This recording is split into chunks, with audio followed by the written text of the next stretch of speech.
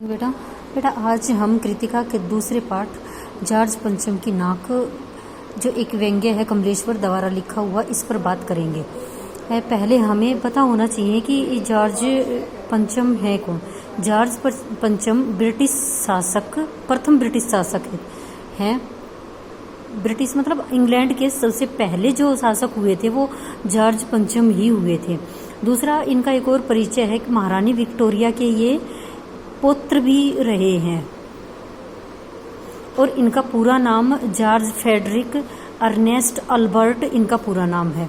जहाँ तक जॉर्ज पंचम की नाक की बात है, यह एक व्यंग्य है और इसमें नाक का मतलब इज्जत से जोड़ा गया व्यंग्य है ये, कि जिस आदमी की नाक नहीं रहती उसकी समाज में इज्जत नहीं रहती है। इसमें कमलेश्वर ने दिखाया गया है कि जॉर्ज पंचम की एक मूर्ति जो इंडिया गेट के सामने है और आंदोलनकारियों ने उसको पत्थर मारकर उसकी नाक को तोड़ दिया है। और जब एलिजाबेथ द्वितीय अपने पति के साथ भारत में आने की खबर भारतीयों को सुनाई पड़ती है, तब वो जॉर्ज पंचम की जो मूर्ति है उस पर नाक लगाने की बात यहाँ पर करते हैं। और यही इस पूरे पाठ में नाक से संबंधित ही राजनीतिक पार्टियाँ होती हैं, बहसें होती हैं और तरह तरह के कार्यक्रम होते हैं, वही इसमें दिखाया गया है। इस पाठ में जो व्यंग्य उभर कर आया है वो मान और प्रतिष्ठा का प्रतीक है।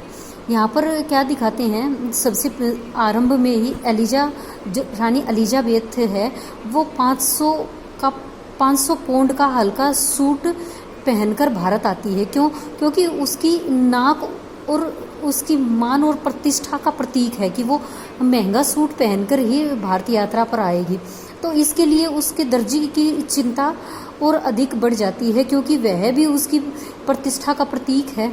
क्योंकि उसकी कढ़ाई सिलाई है वो रानी के स्तर से कम नहीं रहनी चाहिए, रानी के स्तर की ही वह पोशाक बनाए।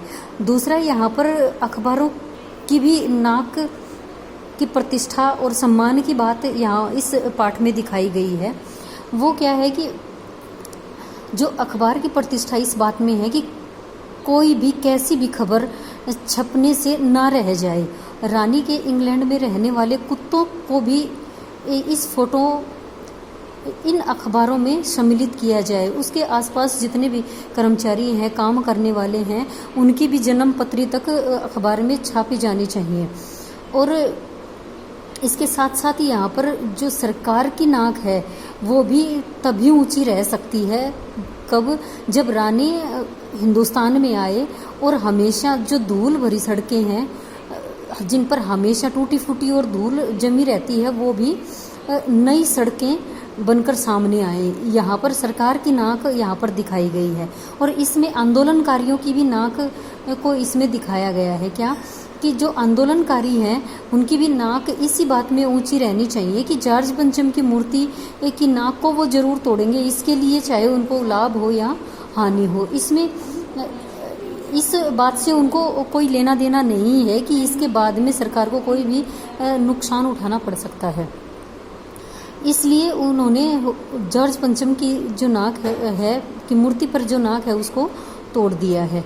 फिर देश के जो शुभ चिंतकों हैं उनकी भी इसमें प्रतिष्ठा दिखाई गई है। क्योंकि इस मूर्ति पर नाक होना बहुत ज़रूरी है। इसके लिए चाहे किसी भी महान नेताओं की मूर्ति की नाक हटाकर लगाई जाए या किसी जिंदा व्यक्ति की नाक ही क्यों न लगाई जाए, मूर्तिकार की नाक भी इसी में ऊंची रहनी चाहिए कि वह किसी भी तरह से इस मूर्ति को नाक लगा दे। ऐसा न कर पाने पर उसकी नाक पर दाव लग सकता है। लेखक ने अपनी इस व्यंग्य रचना में जो यहाँ प्रतिष्ठा और सम्मान का प्रतीक नाक को दिखाया गया है, यह एक पूरी तरह से एकदम इस पाठ में स्पष्ट दिखाई देता है। सभी अपने अहम को ऊंचे स्तर पर प्रतिष्ठित करना चाहते हैं, इसलिए उनकी नाक बची रहनी चाहिए, अर्थात उनकी इज्जत यहाँ पर बची रहनी चाहिए। ये इस पाठ में मुख्य रूप से दिखाया गया है। इसी मूर्ति पर नाक लगाने के लिए वो एक सभा का आयोजन करते हैं और आयोजन करते हुए ही मूर्तिकार को बुलाते हैं। मूर्ति के लिए पत्थर बनवाया जाता है, फाइलें होती हैं, और हथियारबंद पहरेदार भी यहाँ पर लगाए जाते हैं और पहरेदार के बावजूद भी इस मूर्ति से नाक गायब हो जाती है।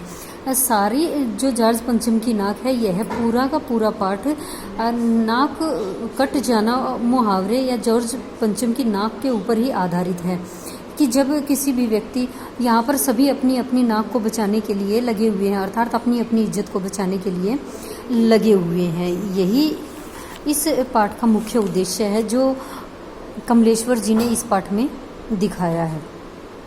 और अंत में आप देखोगे कि ये हमारे देश की सबसे बड़ी विडंबना है कि उस मूर्ति पर एक